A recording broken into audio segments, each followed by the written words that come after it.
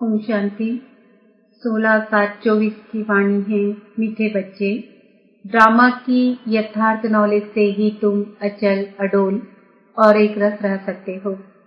माया के तूफान तुम्हें हिला नहीं सकते। प्रश्न: देवताओं का मुख्य एक कौन सा गुण तुम बच्चों में सदा दिखाई देना चाहिए? उत्तर: हर्षित रहना। देवताओं को सदा मुस्कुराते हुए हर्षित दिखाते हैं। ऐसे तुम बच्चों को भी सदा हर्षित रहना है। कोई भी बात हो, मुस्कुराते रहो। कभी भी उदासी या गुस्सा नहीं आना चाहिए। जैसे बाप तुम्हें राइट और रॉन्ग की समझानी देते हैं, कभी गुस्सा नहीं करते, उदास नहीं होते। ऐसे तुम बच्चों को भी उदास नहीं होना है। ओम शांति। बेहद के बच्चों को बेहद का बाप समझाते हैं। लौकिक बाप तो ऐसे नहीं कहेंगे। उनके तो करके 5-7 बच्चे होंगे। यह तो जो सभी आत्माएं हैं, आपस में ब्रदर्स हैं, उन सबका जरूर बाप होगा। कहते भी हैं हम सब भाई भाई हैं, सबके लिए कहते हैं। जो भी आएंगे उनके लिए कहेंगे हम भाई भाई हैं। ड्रामा में तो सभी बांधे हुए हैं, जिसको कोई नहीं जानते। यह न जानना भी ड्रामा में नूर है, जो बाप ही आकर सुनाते हैं। कथाएं आदि जब बैठ सुनाते हैं तो कहते हैं परम पिता परमात्माय नमः। अब वह कौन है यह जानते नहीं। कहते हैं ब्रह्मा देवता, विष्णु देवता, शंकर देवता, परंतु समझ से नहीं कहते हैं। ब्रह्मा को वास्तव में देवता नहीं कहेंगे। देवता विष्णु को कहा जाता है। ब्रह्मा का किसको भी पता नहीं है। विष्णु देवता ठीक है, शंकर का तो कुछ भी पाठ है नहीं, उनकी बायोग्राफी नहीं है।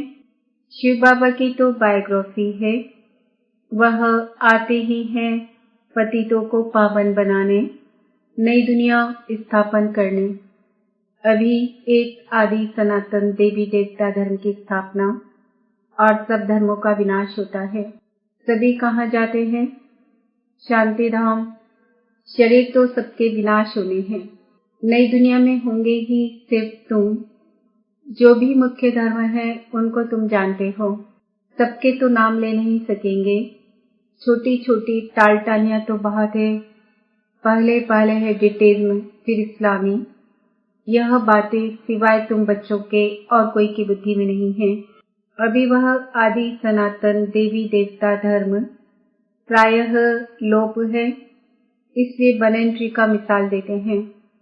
सारा झाड़ खड़ा है, फाउंडेशन है नहीं। सबसे बड़ी आयु इस बनन ट्री की होती है। तो इसमें सबसे बड़ी आयु है आदि सनातन देवी देवता धर्म की। वह जब प्रायः लोप हो, तब तो बाप आकर कहे कि अभी एक धर्म की स्थापना और अनेक धर्मों का विनाश होना है। इसलिए त्रिमूर्ति भी बनाया है, परंतु अर्थ नहीं समझते हैं। तुम बच्चे जानते हो ऊंच से ऊंच भगवान है, फिर ब्रह्मा विष्णु शंकर, फिर सृष्टि पर आते हैं तो देवी देवताओं के सिवाय और कोई धर्म है नहीं। भक्ति मार्ग की भी ड्रामा में नूर है। पहले शिव की भक्ति करते, फिर देवताओं की। भारत की ही तो बात है। बाकी तो समझते हैं हमारा धर्म मठ पंथ का विस्थापन होता है। जैसे आर्य लोग कहते हैं हम बहुत पुराने हैं। वास्तव में सबसे पुराना तो है ही आदि सनातन देवी देवता धर्म। तुम जब झाड़ पर समझाते हो तो खुद भी समझ लेंगे कि हमारा धर्म फलाने समय पर आएगा। सबको जो अनादि अविनाशी पाठ मिला हुआ है सो बजाना है। इसमें कोई का दोष व भूल नहीं कह सकते हैं। यह तो सिर्फ समझाया जाता है पाप आत्मा क्यों बने हैं। मनुष्य कहेंगे हम बेहद पाप के बच्चे हैं। फिर सब ब्रदर सतयुग में क्यों नहीं हैं? परंतु ड्रामा में पार्ट ही नहीं है। यह अनादि ड्रामा बना हुआ है। इसमें निश्चय रखो और कोई बात बोलो नहीं। चक्र भी दिखाया है। कैसे यह फिरता है, कल्प वृक्ष का भी चित्र है, परंतु यह कोई जानते नहीं कि इनकी आयु कितनी है। बाप कोई की निंदा नहीं करते हैं, यह तो समझाया जाता है। तुमको भी समझाते हैं, तुम कितने पावन थे, अभी पतित बने हो तो पुकारते हो, है पतित पावन आओ। पहले तो तुम सबको पावन बनना है, फिर नंबरवार पाठ बजाने आना है। आत्माएं सब ऊपर में रहती है, बाप भी ऊपर में रहते हैं, फिर उनको बुलाते हैं कि आओ। ऐसे वह बुलाने से आते नहीं हैं। बाप कहते हैं मेरा भी ड्रामा में पार्ट बंधा हुआ है। जैसे हद के ड्रामा में भी बड़े बड़े मुख्य एक्टर्स का पार्ट होता है, यह फिर है बेहद का ड्रामा। सब ड्रामा के बंधन में बांधे हुए हैं।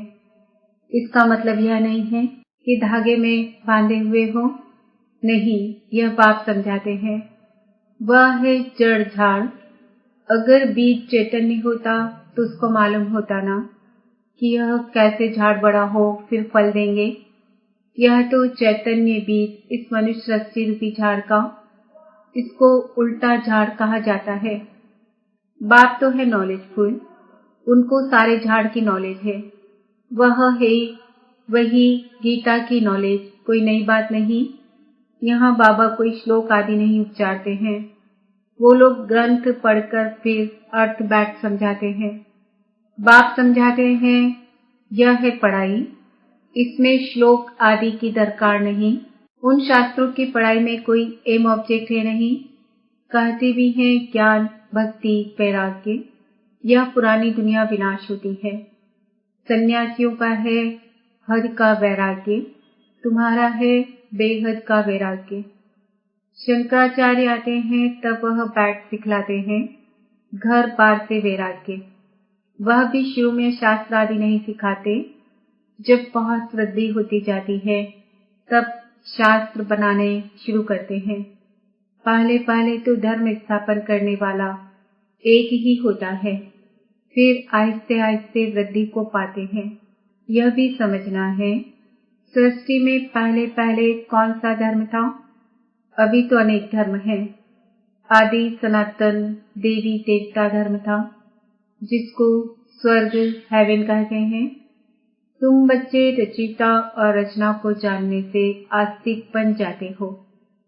नास्तिक बने का कितना दुख होता है, निधन के बन पड़ते हैं, आपस में लड़ते झगड़ते रहते हैं। कहते हैं ना, तुम आपस में लड़ते रहते हो, तुम्हारा कोई धनी धोनी नहीं है क्या। इस समय सब निधन के बन पड़ते हैं। नई दुनिया में पवित्रता सुख शांति सब था, अपार सुख थे, यहाँ अपरम अपार दुख है। वह है सतयुग के, यह है कलयुग के। अभी तुम्हारा है पुरुषोत्तम संगम युग, यह पुरुषोत्तम संगम युग एक ही होता है। सतयुग त्रेता के संगम को पुरुषोत्तम नहीं कहेंगे। यहाँ है असुर, वहाँ है देवताएं। तुम जानते हो यह रावण राज्य है। रावण के ऊपर गधे का शेष दिखाते हैं। गधे को कितना भी साफ कर उस पर कपड़े रखो, गधा फिर भी मिट्टी में लेटकर कपड़े खराब कर देगा। बाप तुम्हारे कपड़े साफ गुलगुल बनाते हैं, फिर रावण राज्य में निथर कर अपवित्र बन जाते हो। आत्मा और शरीर दोनों अपवित्र बन जाते हैं। बाप कहते हैं तुमने सारा श्रृंगार गंवा दिया। बाप को पतित पावन कहते हैं। तुम भरी सभा में कह सकते हो कि हम गोल्डन एज में कितने श्रृंगारे हुए थे, कितना फर्स्ट क्लास राज्य भाग्य था, फिर माया रूपी धूल में लिथड़कर मैले हो गए। बाप कहते हैं यह अंधेर नगरी है, भगवान को सर्वव्यापी कह दिया है। जो कुछ हुआ वह हूबहू रिपीट होगा, इसमें मुझने की दरकार नहीं है। 5000 वर्ष में कितने मिनट घंटे सेकंड हैं। एक बच्चे ने सब धर्म वालों का हिसाब निकाल कर भेजा था, इसमें भी बुद्धि व्यर्थ की होगी। बाबा तो ऐसे ही समझाते हैं कि दुनिया कैसे चलती है। प्रजापिता ब्रह्मा है ग्रेट ग्रेट ग्रैंडफादर, उनका ऑक्यूपेशन कोई नहीं जानते। विराट रूप बनाया है तो प्रजापिता ब्रह्मा को भी उड़ा दिया है।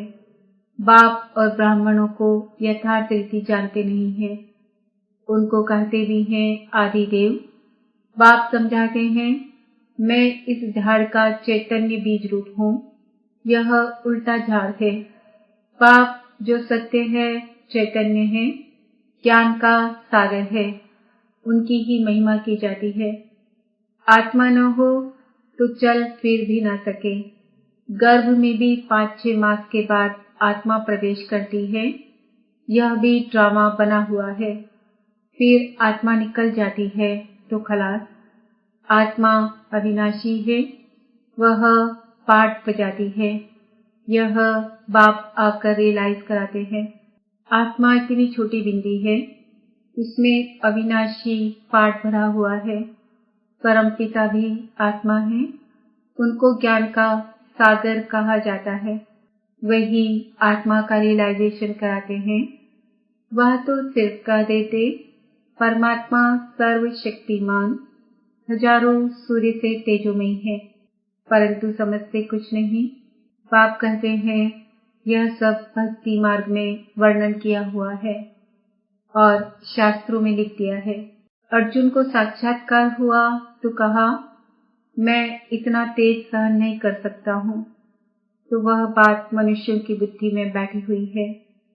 इतना तेजोमय किसके अंदर प्रवेश करे तो फट जाए। ज्ञान तो नहीं है ना, तो समझते हैं परमात्मा तो 1000 सूर्य से तेजोमय है, हमको उनका साक्षात्कार चाहिए। भक्ति की भावना बैठी हुई है तो उनको वह साक्षात्कार भी होता है। शुरू में तुम्हारे पास भी ऐसे बहुत साक्षात्कार करते थे, आंखें लाल हो जाती थी। साक्षात्कार किया फिर आज वह कहाँ है? वह सभी है भक्ति मार्ग की बातें। तो यह सब बाप समझाते हैं, इसमें ग्लानि की कोई बात नहीं है। बच्चों को सदैव हर्षित रहना है, यह तो ड्रामा बना हुआ है। मुझे इतनी गालियां देते हैं, फिर मैं क्या करता हूँ? गुस्सा आता है क्या? समझता हूँ ड्रामा अनुसार यह सब भक्ति मार्ग में फंसे हुए हैं। नाराज होने की बात ही नहीं है, ड्रामा ऐसा बना हुआ है, प्यार से समझाने देनी होती है। बेचारे अज्ञान अंधेरे में पड़े हैं, नहीं समझते हैं तो तरस भी पड़ता है। सदैव मुस्कुराते रहना चाहिए, यह बेचारे स्वर्ग के द्वारे आ नहीं सकेंगे। यह सब शांति धाम में जाने वाले हैं, सब चाहते भी शांति ही है, तो बाप ही रियल समझाते हैं। अभी तुम जानते हो कि यह खेल बना हुआ है, ड्रामा में हर एक को पार्ट मिला हुआ है, इसमें बड़ी अचल स्थिरियम बुद्धि चाहिए। जब तक अचल अडोल एक रस अवस्था नहीं, तब तक पुरुषार्थ कैसे करेंगे? कुछ भी हो, भल तूफान आए, परंतु स्थैर्य रहना है। माया के तूफान तो ढेर आएंगे और पिछाड़ी तक आएंगे। अवस्था मजबूत चाहिए, यह है गुप्त मेहनत। कई बच्चे पुरुषार्थ कर तूफान को उड़ाते रहते हैं। जितना जो पास होगा उतना ऊंच पद पाएगा। राजधानी में पद तो बहुत है ना। सबसे अच्छे चित्र है त्रिमूर्ति, गोला और झाड़। अच्छा, मीठे मीठे सिकिल दे बच्चों प्रति माता पिता बाप दादा का याद प्यार और गुड मॉर्निंग। रूहानी बाप की रूहानी बच्चों को नमस्ते। हम रूहानी बच्चों की रूहानी माता पिता बाप दादा को याद प्यार गुड मॉर्निंग नमस्ते ओम शांति। धारणा के लिए मुख्य सार, इस पुरुषोत्तम संगम युग पर पवित्र बन स्वयं का श्रृंगार करना है। कभी भी माया की धूल में लिथड़कर श्रृंगार बिगाड़ना नहीं है। इस ड्रामा को यथार्थ रीति समझकर अपनी अवस्था अचल अडोल स्थिरियम बनानी है। कभी भी मूझना नहीं है, सदैव हर्षित रहना है। वरदान, सोच समझकर हर कर्म करने वाले, पश्चाताप से मुक्त ज्ञानी तू आत्मा भव। दुनिया में भी कहते हैं पहले सोचो फिर करो। जो सोचकर नहीं करते, करके फिर सोचते हैं तो पश्चाताप का रूप हो जाता है। पीछे सोचना यह पश्चाताप का रूप है और पहले सोचना यह ज्ञानी तू आत्मा का गुण है। द्वापर कलयुग में तो अनेक प्रकार के पश्चाताप ही करते रहे, लेकिन अब संगम पर ऐसा सोच समझकर संकल्प व कर्म करो जो कभी मन में भी एक सेकंड भी पश्चाताप न हो, तब कहेंगे ज्ञानी तू आत्मा। स्लोगन: रहमदिल बन सर्व गुणों और शक्तियों का दान देने वाले ही मास्टर दाता है। आज का सम्मान है मैं आत्मा मास्टर दाता हूँ। ओम शांति।